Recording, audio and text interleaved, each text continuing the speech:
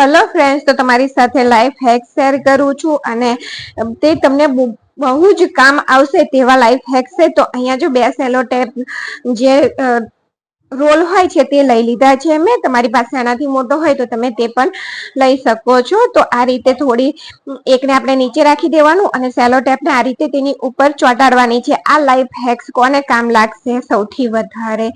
તો જે ટેક ચેનલના વિડીયો બનાવતા હશે ને એને પાછળ બેકગ્રાઉન્ડમાં આ રીતનું કંઈક લાઇટિંગ કરવું હશે ને, કે પછી તમે ઘરમાં પણ ડેકોરેશનમાં આ રીતનું લાઇટિંગ કરવું હશે ને, તો તે ખૂબ જ ઉપયોગી બની શકશે. અહીંયા તમે ફોનની જગ્યાએ ટોર્ચનો પણ ઉપયોગ કરી શકો છો. તો જો આ રીતે આપણે તેને સેલો ટેપને કવર કરી દીધી છે અને હવે અહીંયા લીધી છે સ્કેચ પેન. સ્કેચ પેનથી આપણે કલર કરી લઈશું. તો તમને જે કલર ગમતો હોય ને તે કલર તમારે અહીંયા થોડા થોડા અંતરે તેની ઉપર કરી લેવાનો છે. તો જો અહીંયા આ રીતના મેં કલર કરી લીધા છે. ચાર જાતના મેં કલર તેની ઉપર સેલો ટેપ ઉપર કરી દીધા છે. ત્યાર પછી અહીંયા ફોન લીધો છે. ફોનની જે પાછળની ફ્લેશ લાઇટ હોય ને તેને શરૂ કરી અને તેની ઉપર આ રીતે સેલો ટેપ રાખી દેવાની. જો તો કેટલી સરસ દિવાલનો ઉઠાવ આપે છે તમે જોઈ શકો છો અને બધા કલર એકદમ સરસ રીતે દેખાય છે. તો જો તમે કશે ડેકોરેશન કરતા હોય તો હવે જન્માષ્ટમી બધા તહેવાર આવશે તો ત્યાં તમે ભગવાન પાસે આ રીતનું ડેકોરેશન કરશો ને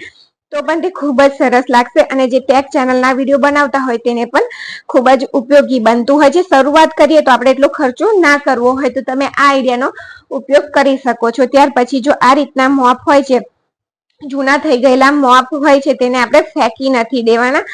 તેનો બિલકુલ યુઝફુલી ઉપયોગ તમારી સાથે બતાવું છું. તો જો આ મોપ જૂનું થઈ ગયું છે અને ઘસાઈ ગયું અને ગંદુ પણ થઈ ગયું છે તો આપણે તેને ફેંકવાનું નથી. આ રીતે કાતરથી તેની જે દોરીઓ છે તે દોરીને આપણે કટ કરી લેવાની. બધી દોરીને આપણે તેને આ રીતે કાતરથી કટ કરી લઈશું. તો જો બધી દોરી કટ થઈ ગઈ છે અને આ જે નીચેનો થોડો ભાગ છે તે પણ જેટલો કટ થાય ને તેટલો તમારે કરી દેવાનો. તો અહીંયા જો આ રીતે મેં કટ કરી અને તૈયાર કરી દીધું છે મોપને.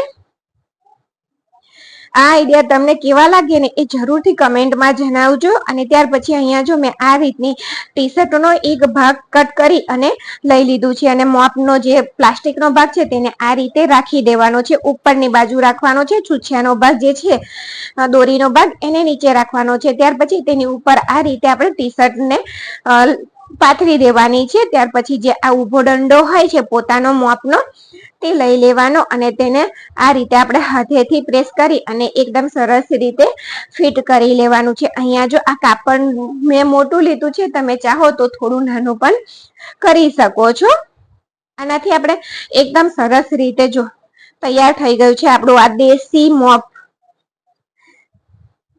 તો તમારું મોપ બગડી ગયું હોય તો ફેંકશો નહીં. આપણે આ દેશી જુગાડ સાથે આ રીતે તમે પોતું કરી શકો છો. તો અહીંયા તમને પોતું મારીને પણ હું બતાવી રહી છું વિડીયોમાં. તો આપણે પાણીની ડોલ લઈ લીધી છે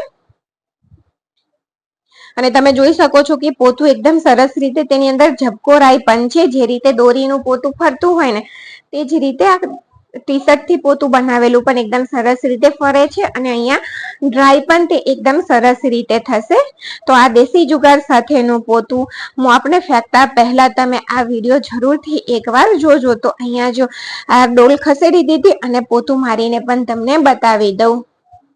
તો આ આઈડિયા તમને કેવા લાઈફ હેક્સ એ તમને કેવા લાગે છે ને એ કમેન્ટમાં મને જરૂરથી તમે જણાવજો. તો અહીંયા જો આ ગંદુ છે ને એને પણ હું તમને સાફ કરીને બતાવું એટલે એવું ના થાય કે ટી શર્ટથી તો સરખું સાફ નથી થતું. જો એકદમ સરસ રીતે તે પણ સાફ થઈ ગયું છે. તો આપણો આ દેશી જુગાડ કેવો લાગ્યો એ કમેન્ટમાં ખાસ તમને વિનંતી છે જણાવજો.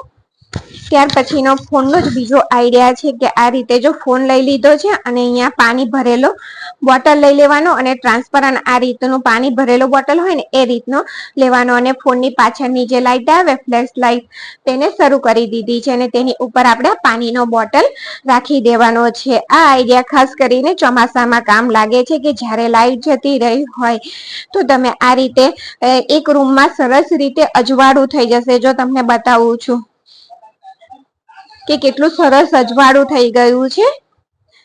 જો ઉપરનો ભાગ પણ તમને બતાવ્યો કે એકદમ સરસ રીતે આ બોટલ અને મોબાઈલ ફોન કે પછી ટોર્ચ પણ તમે ટોર્ચની ઉપર પણ રાખી શકો છો, જેથી આખા રૂમમાં એકદમ સરસ અજવાળું